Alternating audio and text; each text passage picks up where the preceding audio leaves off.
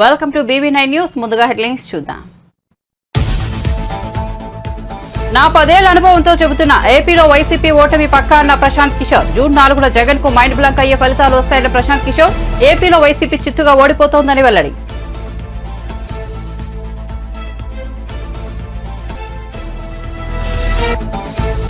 YCP నేతల్లో ఓటమి భయం, అందుకే జగన్ చిన్నపాటి ఓదార్పు యాత్ర చేపట్టారన్న బోండా ఉమా. ఇటీవల విజయవాడలో ఐపాక్ కార్యాలయాన్ని సందర్శించిన సీఎం జగన్ ఓడిపోతున్నామన్న విషయం జగన్ కు అర్థమైందన్న ఉమా.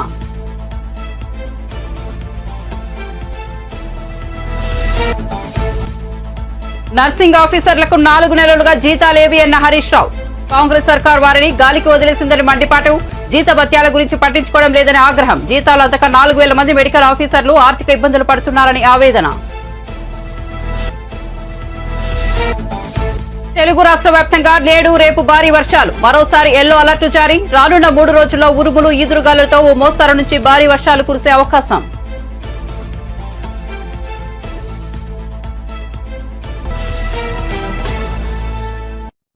ఇక వార్త వివరాల్లోకి వెళ్తే ఏపీ ఎన్నికలపై మాజీ వ్యూహకర్త ప్రశాంత్ కిషోర్ మరోసారి స్పందించారు. జూన్ 4కు జగన్ కు దిగ్భ్రాంతి కలిగించే ఫలితాలు వస్తాయని కొన్ని రోజుల కిందటే వ్యాఖ్యానించిన ప్రశాంత్ కిషోర్ తాజాగా తన వ్యాఖ్యలను పునరుద్ఘాటించారు. కౌంటింగ్ రోజు వచ్చే ఫలితాలలో జగన్ కు మైండ్ బ్లాంక్ అవుతుందని అన్నారు.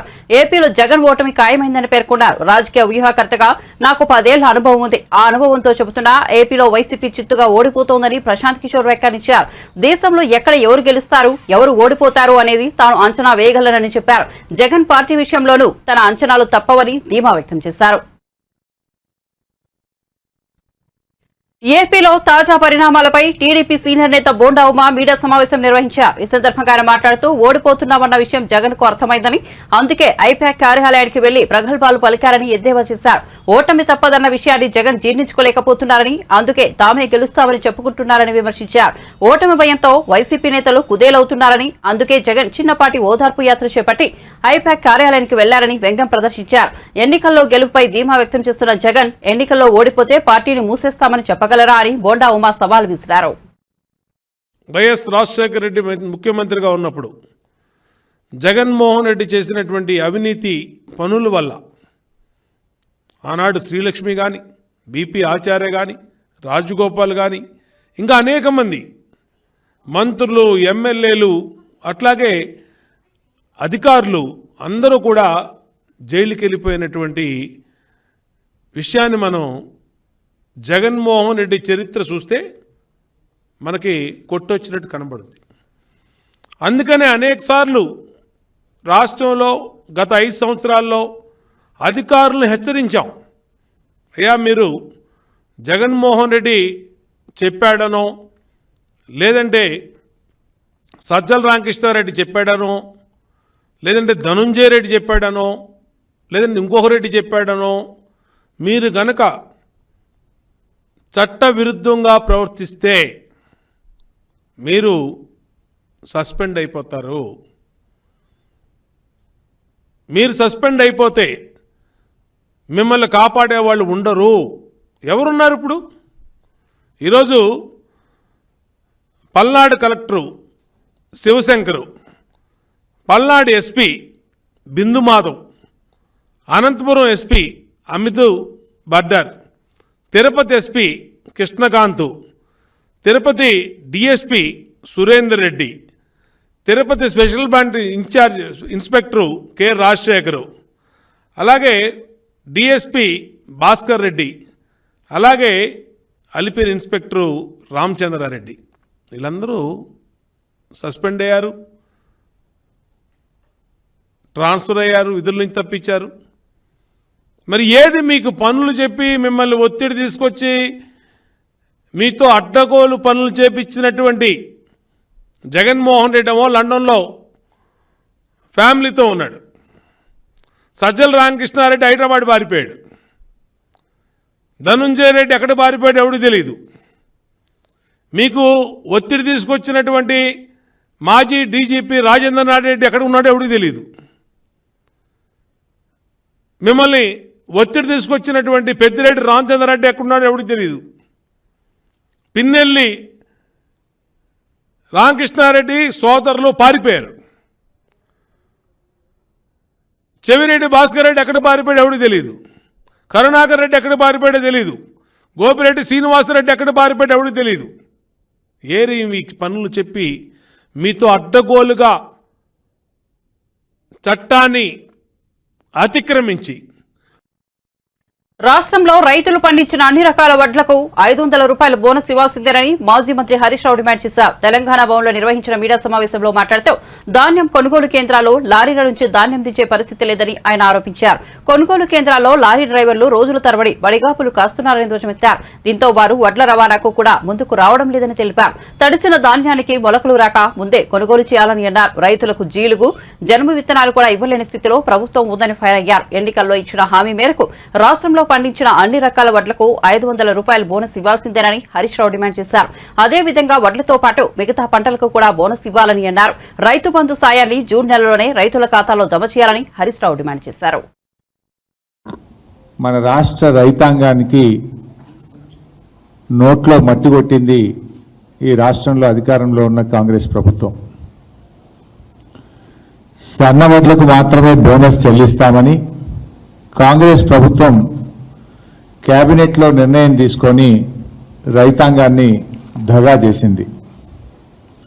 కాంగ్రెస్ పార్టీ మేనిఫెస్టోలో అన్ని పంటలకు 500 రూపాయల బోనస్ ఇస్తామని, వడ్లకు 500 రూపాయల బోనస్ ఇస్తామని చెప్పి ఈరోజు సన్న వడ్లకు మాత్రమే బోనస్ చెల్లిస్తామని చెప్పడం ఇది కాంగ్రెస్ పార్టీ మోసానికి పరాకాష్ట. రాష్ట్రంలో 90% పైగా దొడ్డు వడ్లు పండిస్తారని తెలిసి బోనస్ భారాన్ని తప్పించుకునేందుకు కాంగ్రెస్ పార్టీ ఈరోజు కేవలం సన్న వడ్లకు మాత్రమే బోనస్ చెల్లిస్తామని చెప్తా ఉన్నారు. నిన్న మాట్లాడిన మంత్రివర్యులు పొంగులేటి శ్రీనివాసరెడ్డి గారు కానీ, ఈరోజు మాట్లాడినటువంటి ఉప ముఖ్యమంత్రి బట్టి విక్రమార్క గారు కానీ సన్న వడ్లకు మాత్రమే బోనస్ ఇస్తామంటున్నారు. పండని వడ్లకు మీరు బోనస్ ఇచ్చే లాభము? తెలంగాణలో యాసంగి పంటలో పండేవే దొడ్డు వడ్లు. తెలంగాణలో యాసంగి పంటలో సన్నవడ్లు పండవు. ఎందుకు అంటే యాసంగి పంటలో ఎండ తీవ్రత వల్ల నూకలైతాయి, సగానికి సగం నూకలైతాయి. దొడ్డు వడ్లు అయితే ఏంటంటే బాయిల్డ్ రైస్గా మార్చి ఆ బాయిల్డ్ రైస్ను తినేటువంటి రాష్ట్రాలకు దాన్ని మనం పంపుతూ ఉంటాం. ఇది గత 20-30 ఏళ్లుగా మన రాష్ట్రంలో ఉన్నటువంటి ప్రాక్టీస్. యాసంగిల పండేటియే దొడ్డు వడ్లు, ఆ దొడ్డు వడ్లను నూకలైతే కనుక బాయిల్డ్ రైస్ చేసి కేరళ, తమిళనాడుకు FCI ద్వారా ఇతర రాష్ట్రాలకు పంపుతూ ఉంటాం. ఇలా కాంగ్రెస్ పార్టీ నోటితో నవ్వి నొసటితో వెక్కిరించినట్టుగా ఉంది. పండని వడ్లకు మీరు బోనస్ ఇస్తామనుడు ఏంది? తెలంగాణలో యాసంగిల సన్న వడ్లు పండేటియే దొడ్డు వడ్లు. మీరు దొడ్డు వడ్లకు బోనస్ ఇయ్యము, సన్నాలకే బోనస్ ఇస్తామంటే ఇది ఎగబెట్టుడు కాక దీన్ని ఏమంటారు? నోటితో నవ్వి నొసటితో వెక్కిరించడం కాదా? ఒక రకంగా మేము వడ్లకు బోనస్ ఇయ్యమని మీరు ఎగబెట్టుడే కదా. ఇది మోసం కాదా? ఇది దగా కాదా? రైతుల నోట్లో మట్టి కొట్టడం కాదా? ఇప్పుడు వానకాలం పండే వడ్లలో ఒక 20% మాత్రం సన్నాలు పండుతాయి. యాసంగిలో దాదాపు 99% దొడ్డే పడతాయి. పండని వడ్లకు బోనస్ ఇస్తామంటడం అంటే పండే వడ్లకు ఎగబెట్టుడే కదా. పండేదే దొడ్డు వడ్లే. ఇవాళ నిరుద్యోగ భృతి పైన మొన్న అసెంబ్లీలో మాట మార్చారు. మేము అసెంబ్లీలో కాంగ్రెస్ ప్రభుత్వాన్ని అడిగితే నిరుద్యోగ భృతి మేము ఇస్తామని ఎక్కడ మాట ఇవ్వలేదు, మేము హామీ ఇవ్వనే లేదు అని చెప్పి నిండు శాసనసభలో నిరుద్యోగ భృతిపై చేతులెత్తింది కాంగ్రెస్ ప్రభుత్వం. ఇవాళ కేబినెట్లో పంటలకు బోనస్ విషయంలో కూడా రైతాంగాన్ని మోసానికి గురి చేసింది ఇలా కాంగ్రెస్ ప్రభుత్వం. మేనిఫెస్టోలో హామీ ఇచ్చినట్లుగా బోనస్ హామీని నెరవేర్చాలని చెప్పి మేము డిమాండ్ చేస్తా ఉన్నాం. ఇలా వాళ్ళ మేనిఫెస్టోలో ఎంత స్పష్టంగా చెప్పారు? ఏపీ మంత్రి బొత్స సత్యనారాయణ మీడియాతో చిట్ చాట్ నిర్వహించారు. ఈ సందర్భంగా ఆయన మాట్లాడుతూ అధికార విపక్ష నేతలు విదేశాల బాట పట్టడంపై స్పందించారు. చంద్రబాబు ఎక్కడికి వెళ్తున్నాడో చెప్పారా అని ప్రశ్నించారు. చంద్రబాబు ఎందుకు చెప్పకుండా వెళ్లారు, చెబితే వచ్చే ఇబ్బంది ఏంటి అని ఆశ్చర్యం వ్యక్తం చేశారు. ఫలానా ఊరు వెళ్తున్నానని చెబితే నష్టం ఏముందని అన్నారు. రాష్ట్రంలో ప్రధాన ప్రతిపక్ష నాయకుడు, రాష్ట్రంలో ప్రభుత్వాన్ని నడుపుతున్న నాయకుడు ఎక్కడికైనా వెళ్తే ఆ విషయం చెప్పాల్సిన అవసరం ఉందని బొత్స స్పష్టం చేశారు.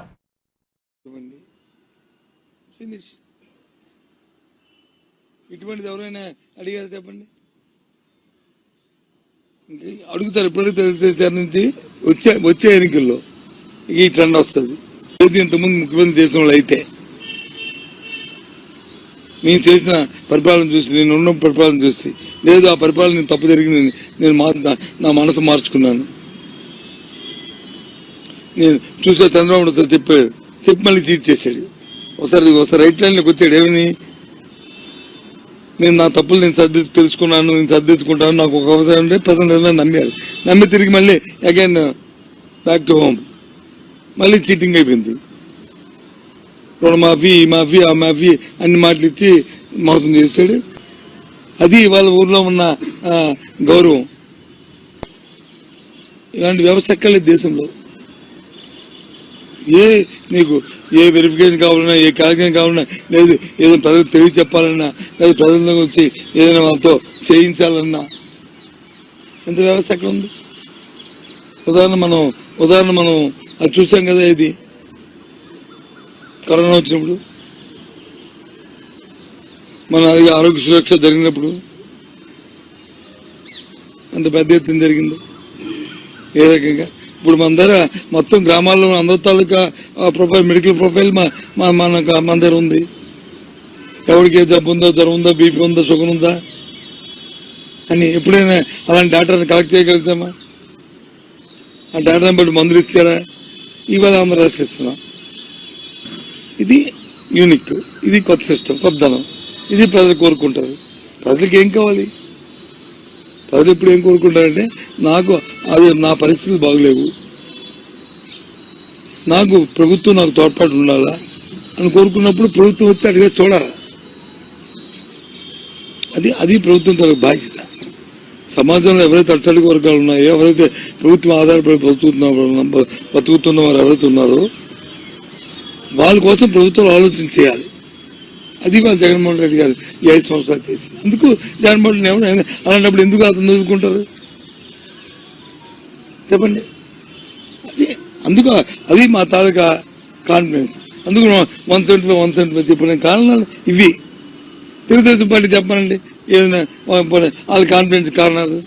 ఎంతసేపు వేస్తారు మాకు జగన్మోహన్ కోపం, మా TV5 చూసేస్తారు, మా ABN చూసేస్తారు, ఈటీవీని చూసేస్తారు, లేకపోతే వాళ్ళు మాట్లాడుతున్న సాయంత్రం 7 గంటలకి జరుగుతున్న పనికి మన డిబేట్లు చూసేస్తారు అనుకుంటారు.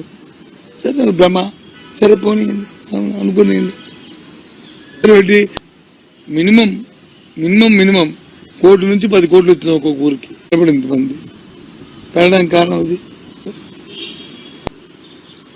లేదు.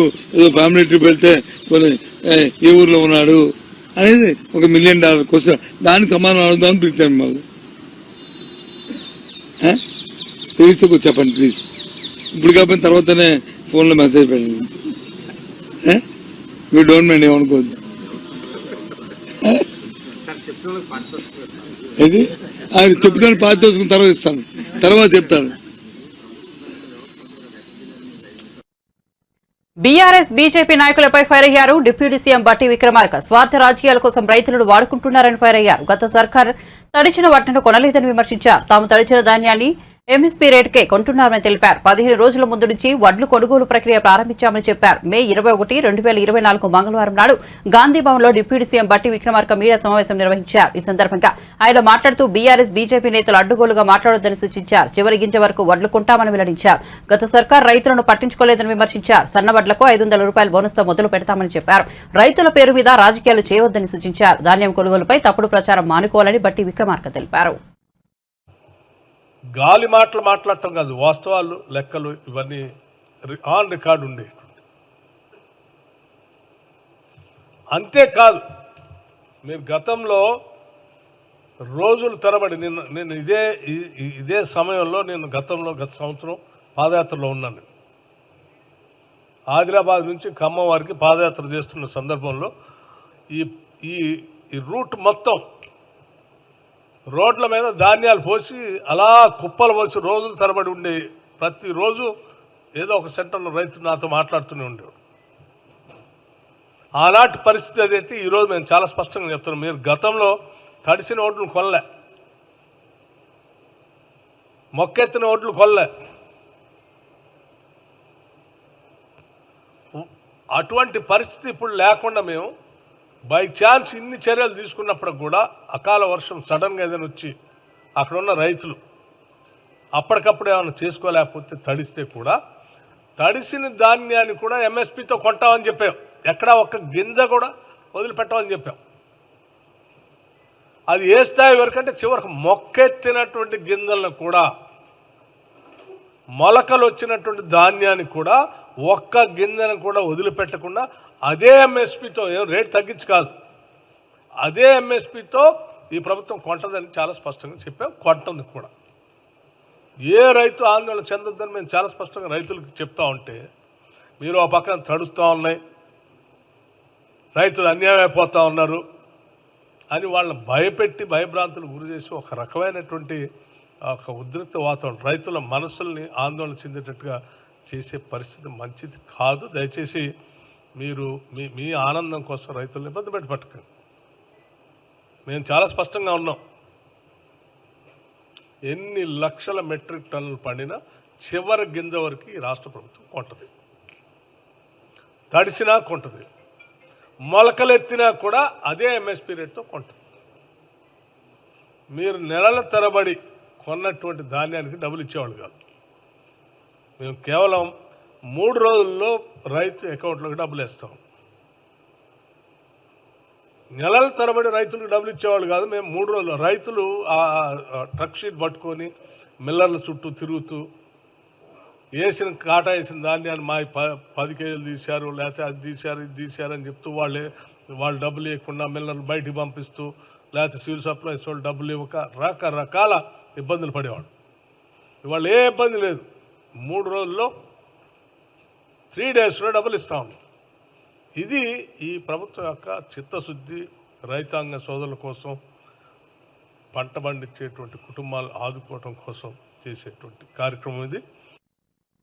ఏపీ సీఎం జగన్మోహన్ రెడ్డిపై టీడీపీ నేత మాజీ మంత్రి దేవినేని ఉమామహేశ్వరరావు ఎక్స్ వేదికగా మరోసారి ధ్వజమెత్తారు. వైసీపీ 5 ఏళ్ల పాలనపై ఆయన దుమ్మెత్తిపోశారు. అస్తవ్యస్త విధానాలతో 5 ఏళ్లలో రాష్ట్రాన్ని నాశనం చేశారని దుయ్యబట్టారు. తమ భోగాల ఆస్తుల కోసం ఆస్తులు కూడగొట్టడానికి ఇష్టారాజ్యంగా అధికారాన్ని ఉపయోగించుకున్నారని మండిపడ్డారు. ప్రతిపక్ష నేతలపై పగ తీర్చుకోవడానికే ప్రభుత్వం అన్నట్టు వ్యవహరించారన్నారు. కట్టాల్సిన డబ్బులు 1500 కోటిగా కోడికత్తి డాక్టర్కి చైర్మన్గా పెట్టి ఆయన ఖర్చు పెట్టే విధంగా 1000 కోట్లు మీరు ప్రభుత్వ డబ్బుని, కేంద్ర రాష్ట్రాలు ఇచ్చిన డబ్బుని మీరు ఆ విధంగా దుర్వినియోగం చేసింది కూడా పత్రికల్లో ప్రజల్లో చర్చ జరుగుతూ ఉన్నాయి. దీనికి సమాధానం చెప్పరు. దీనికి సమాధానం చెప్పే పరిస్థితి లేదు. ఇవాళ దగ్గర ఏదైతే మీ అస్మదీయులకి మీ కోడికత్తి డాక్టర్ రికమెండ్ చేసిన నెట్వర్క్ రాష్ట్ర వ్యాప్తంగా నేడు రేపు భారీ వర్షాలు పడే అవకాశం ఉందని ఈ నేపథ్యంలో ఎల్లో అలర్ట్ జారీ చేసినట్లు హైదరాబాద్ వాతావరణ శాఖ తెలిపింది. ఈ మేరకు రానున్న 3 రోజుల్లో ఉరుములు, ఈదురుగాలులతో ఓ మోస్తరు నుంచి భారీ వర్షాలు కురిసే ఛాన్స్ ఉంది. బుధవారం ఆదిలాబాద్, ఆసిఫాబాద్, మంచిర్యాల, నిర్మల్, నిజామాబాద్, జగిత్యాల, సిరిసిల్ల, భూపాలపల్లి, ములుగు, కొత్తగూడెం, ఖమ్మం జిల్లాలకు వాతావరణ శాఖ అధికారులు ఇప్పటికే ఎల్లో అలర్ట్ జారీ చేసింది. ఇక గురువారం హైదరాబాద్, రంగారెడ్డి, మేడ్చల్, మల్కాజ్గిరి, మెదక్, యాదాద్రి, భువనగిరి జిల్లాలో ఎల్లో అలర్ట్ జారీ చేసింది. ఈ క్రమంలో పలు చోట్ల పెద్ద ఎత్తున పిడుగులు పడే అవకాశం ఉండటంతో ప్రజలంతా ఇంట్లోనే ఉండాలని, అత్యవసరమైతే తప్ప ఎవరూ బయటకు వెళ్లకూడదని వాతావరణ శాఖ అధికారులు వెల్లడించారు. కేవలం సన్నవడ్లకు మాత్రమే 500 రూపాయల బోనస్ ప్రకటిస్తామంటూ కేబినెట్ భేటీలో రేవంత్ రెడ్డి ప్రభుత్వం నిర్ణయం తీసుకోవడంపై మాజీ మంత్రి బీఆర్ఎస్ వర్కింగ్ ప్రెసిడెంట్ కేటీఆర్ మండిపడ్డారు. ఇది కపట కాంగ్రెస్ మార్కు మోసమని దుయ్యబట్టారు. ఎన్నికలకు ముందు రైతులకు బోనస్ పేరుతో నమ్మించి వారు ఓట్లు పొందాక ఇప్పుడు కేవలం సన్నవడ్లకే బోనస్ ప్రకటించడం నయవంచనకు పాల్పడటమేనని విమర్శించారు.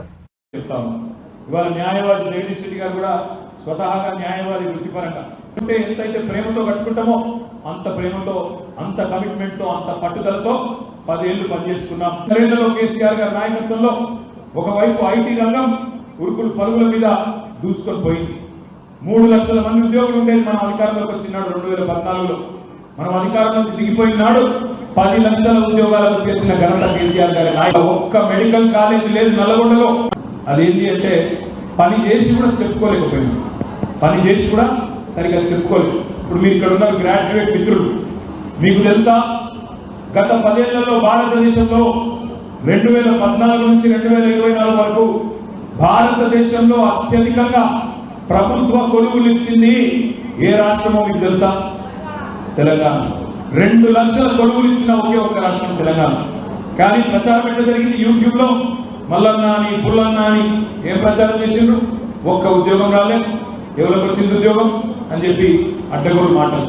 కేసీఆర్ గారు ఒకే ఒక్క నాయకుడు భారతదేశంలో 95% రిజర్వేషన్ రాష్ట్రపతి గారి సంతకం పెట్టించి కొత్త జోనల్ వ్యవస్థను 95% ఉద్యోగాలు స్థానికులకే ఇచ్చే విధంగా తెచ్చిన మొట్టమొదటి ముఖ్యమంత్రి భారతదేశంలో 75 కేసీఆర్ గారు. ఇది మనకు తెలియదు, మేము చెప్పుకోలేదు.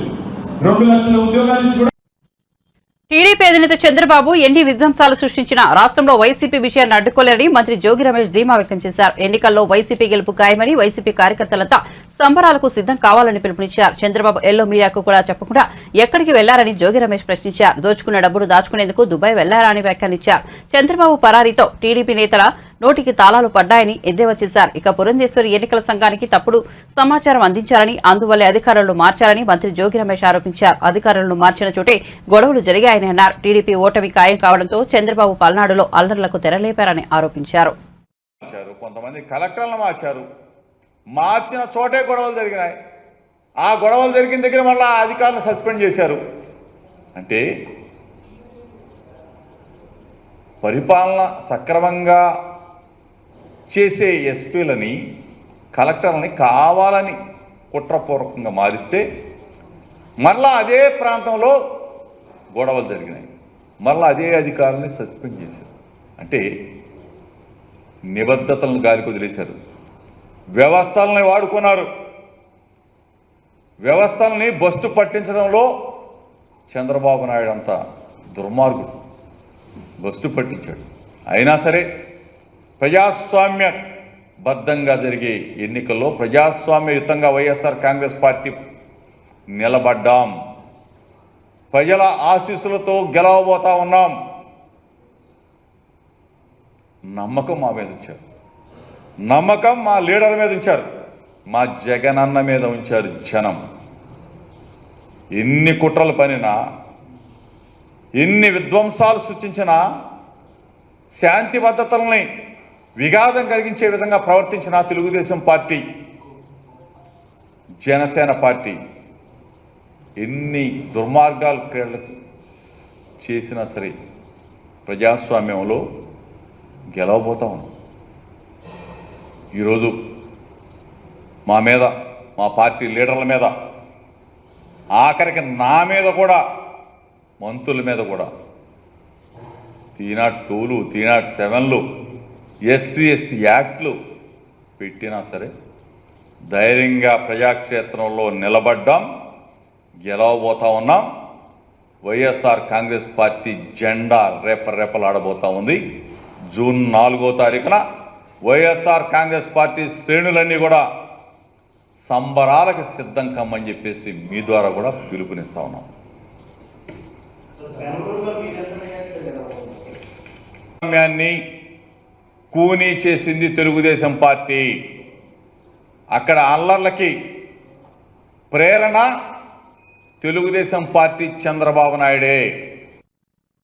ఆంధ్రప్రదేశ్ లో అల్లర్లకు వైఎస్ఆర్సీపీ కారణమని సిపిఐ జాతీయ కార్యదర్శి నారాయణ ఆరోపించారు. చంద్రగిరి టీడీపీ ఎమ్మెల్యే అభ్యర్థి పులివర్తి నానిపై పథకం ప్రకారమే దాడి చేశారని పేర్కొన్నారు. బాధితులకు సంబంధించిన కారులో కెమెరా ఉండటం వల్లే దాడి ఘటనలో ఆధారాలు లభించాయని తెలిపారు.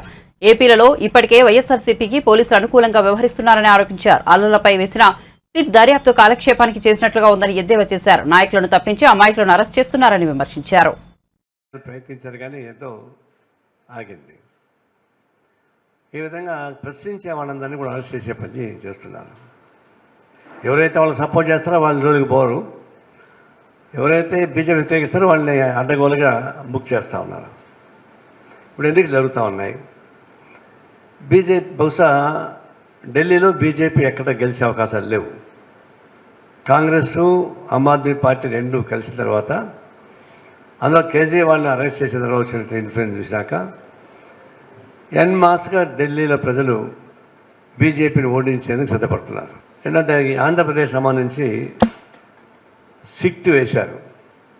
అప్పుడే మేము చెప్పాం ఈ సిట్ వేస్ట్, దీనివల్ల పెద్ద ఉపయోగం ఉండదని చెప్పాం. అయినా సిట్ వేశారు. ఎలక్షన్స్ అప్పుడు నేను ప్రత్యక్షంగా చూశాను, మిగతా చాలా పేపర్లు చూశాను. ఆ రోజు తిరుపతిలో ఉన్నాను నేను. చంద్రగిరి ఎమ్మెల్యే జరిగిన దాడి, మహిళా యూనివర్సిటీలో స్ట్రాంగ్ రూమ్ ఉంది, మిషన్స్ అంతా అక్కడ డంప్ చేశారు. అక్కడ కెమెరాలు లేవు, పోలీస్ డిపార్ట్మెంట్ కూడా లేదు, సెషన్ లేదు. మా పార్టీ వాళ్ళు అంటే ఎన్నికల ఆఫీసర్లు మాత్రం ఉన్నారంతే, నో సెక్యూరిటీ. చివరిలో క్యాండిడేట్ వచ్చాడు, అతన్ని ఎమ్మడిస్తూ వచ్చారు, ప్లాన్ చేశారు, పథకం ప్రకారం జరిగిన దాడే.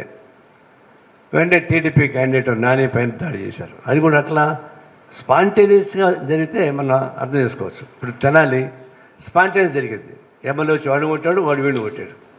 బట్ ఇది పథకం ప్రకారం రాడ్లు కత్తులతో పాటు సమితి తీసుకొచ్చి అతని మీద దాడి చేశారు. అది కానీ తల మీద బట్టి ఉంటే ఆన్ స్పాట్ చనిపోయేవాడు. అది భుజం మీద పడింది కాబట్టి భుజం కీలు తొలగిపోయింది. సరే గన్మెన్ కాపాడాడు. అది కూడా ఎట్టబడింది, వాళ్ళ కారులో అంతకు ముందర కెమెరాలు పెట్టారు. ఆ కెమెరా ఎవిడెన్సే, లేకపోతే అసలు ఎవిడెన్సే ఉండేది కాదు. అంతకు ముందర దిగి పెట్టారు కెమెరాలకి, వాళ్ళ కారులో కెమెరాలు పెట్టడం వల్ల ఆ కెమెరా ఎవిడెన్స్ తోటి వాళ్ళు యాక్ట్ చేస్తున్నారు. అంటే దీన్ని బట్టి స్ట్రాంగ్ రూమ్ ఉన్న చోట పోలీసులు పెట్టకపోవడం, కెమెరాలు పెట్టకపోవడం, వాళ్ళు క్యాండిడేట్ కారులో నుంచి ఫోన్ చేశాడు పోలీసులకి, వాళ్ళు రాలే, 45 minutes రాలేదు. ఇది ఒక విధంగా పథకం ప్రకారం వాళ్ళు దాడి చేస్తే పోలీసులు చూసి చూడకుండా ఉన్నమాట వాస్తవం. సో కొంతమంది మార్చారు, ఎన్నికల కమిషన్ తర్వాత కొంతమంది మార్చారు, డీసీలు కూడా మార్చారు. కానీ మార్చే తెలంగాణ ఎక్సైజ్ శాఖ మంత్రి జూపల్లి కృష్ణారావు హైదరాబాద్ గాంధీ భవన్లో మీడియాతో మాట్లాడారు. ఈ సందర్భంగా ఆయన పక్క రాష్ట్రంలో మాదిరిగా తెలంగాణలోనూ కొత్త మద్యం బ్రాండ్లు వస్తున్నాయంటూ ఓ పత్రికలో వచ్చిన కథనంపై స్పందించారు. కొత్త మద్యం బ్రాండ్ల కోసం కొందరు ప్రభుత్వ పెద్దలు అనధికార పాలసీ రూపొందిస్తున్నట్లు వస్తున్న వార్తలు ఆధారహితమన్నారు. కొత్త మద్యం బ్రాండ్లు తీసుకొచ్చి వాటిపై భారీగా కమిషన్లు పొందాలన్నదే ఆ పెద్దల ఆలోచన అంటూ వచ్చిన కథనంలో నిజం లేదని మంత్రి జూపల్లి ఖండించారు. ఇది ఫైనాన్స్ డిపార్ట్మెంట్కి సంబంధించి ఆర్థిక పరిస్థితిని బట్టి డిపార్ట్మెంట్లకు పేమెంట్ చేస్తూ ఉంటారు. ఎక్కడ అసలు ఇంకోటి, అసలు కొత్త బ్రాండ్కి ఎవరు దరఖాస్తే పెట్టలే, కొత్త బ్రాండ్స్ను తీసుకొని రాశారు. అసలు కొత్త బ్రాండ్ ఎవరు దరఖాస్తు పెట్టుకోలే. ప్రజాస్వామ్యంలో ఎవరికైనా రైట్ ఉంటుంది, ప్రజలకు ఏది కావాలంటే అది ఎవడని పెట్టుకుంటాడు. దాన్ని విమర్శించే వద్దనే హక్కు మాకుంటుందా? ప్రజలు ఏది కోరుకుంటే ఇన్వెంట్ చేసుకుంటే ఇస్తారు. ఆయన నేను వచ్చినప్పటి ఇప్పటిదాకా ఒక్క కొత్త బ్రాండ్కి ఎవరు దరఖాస్తు పెట్టలే, ఇవ్వలే కూడా. కొత్త బ్రాండ్లుగా ఆమోదిస్తున్న పెట్టి రాస్తా ఉన్నారు. అంటే ఇది కేవలం కక్షపూరితంగా ప్రభుత్వ ప్రతిష్టను దిగజార్చాలి, ప్రభుత్వ ప్రతిష్టను మసకబార్చాలన్నటువంటి ఆలోచన తప్ప ప్రభుత్వం పార్టీ ఆ బాకా ఊదే పత్రికకు సంబంధించిన పార్టీ ఆ పార్టీ మనుగడనే ప్రశ్నార్థమైన సందర్భంలో ఏ విధంగా వాళ్ళ ప్రదర్శన పెంచుకోవాలంటే ఇంకోటి మీద బురదలు కార్యక్రమం చేస్తే వీళ్ళ ప్రదర్శన దిగజారిస్తే మా ప్రదర్శన పెరుగుతున్నటువంటి ఒక తప్పుడు ఆలోచనతో దుర్మార్గ ఆలోచన చేస్తున్నట్టు కార్యక్రమం తప్ప ఇంకోటి కానే కాదు. ఎక్కడ కూడా ఈ నెలలో ఇప్పటి వరకు సుమారుగా 370 కోట్లు ఈ నెలలో పేమెంట్ జరిగినాయి. ఇలా డేట్ ఎంత 20, ఈ మాసంలోనే 370 కోట్లు పేమెంట్ జరిగాయి. ఎక్కడ కూడా అంటే విమర్శకు అవకాశం లేకుండానే డిపార్ట్మెంటు పూర్తి పారదర్శన నడుస్తూ ఉంది. మేమేది తప్పు చేసినట్టుగా ఒక నిమిషం. అవునమ్మా, బీర్లు దొరకకపోవడానికి కంపెనీసు పేమెంట్ ఎక్కడైనా లేట్ అయిన కారణంగా బులెటిన్ ముగించే ముందు హెడ్లైన్స్ మరోసారి చూద్దాం. నా 10 ఏళ్ల అనుభవంతో చెబుతున్నా ఏపీలో వైసీపీ ఓటమి పక్క అన్న ప్రశాంత్ కిషోర్. జూన్ 4న జగన్ కు మైండ్ బ్లాంక్ అయ్యే ఫలితాలు వస్తాయని వెల్లడి. ఏపీలో వైసీపీ చిత్తుగా ఓడిపోతోందని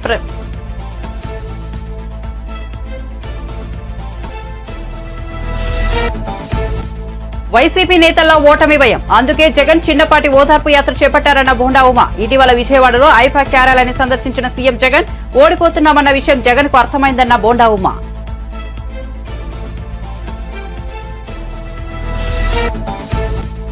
నర్సింగ్ ఆఫీసర్లకు 4 నెలలుగా జీతాలేవి అన్న హరీష్ రావు. కాంగ్రెస్ సర్కార్ వారిని గాలికి వదిలేసిందని మండిపాటు. జీతభత్యాల గురించి పట్టించుకోవడం లేదని ఆగ్రహం. జీతాలు అందక 4,000 మంది మెడికల్ ఆఫీసర్లు ఆర్థిక ఇబ్బందులు పడుతున్నారని ఆవేదన.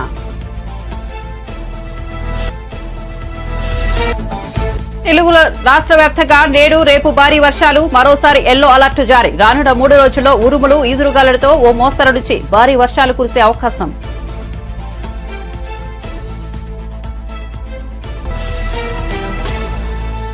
మరిన్ని అప్డేట్స్ కోసం చూస్తూనే ఉండండి BV9 న్యూస్.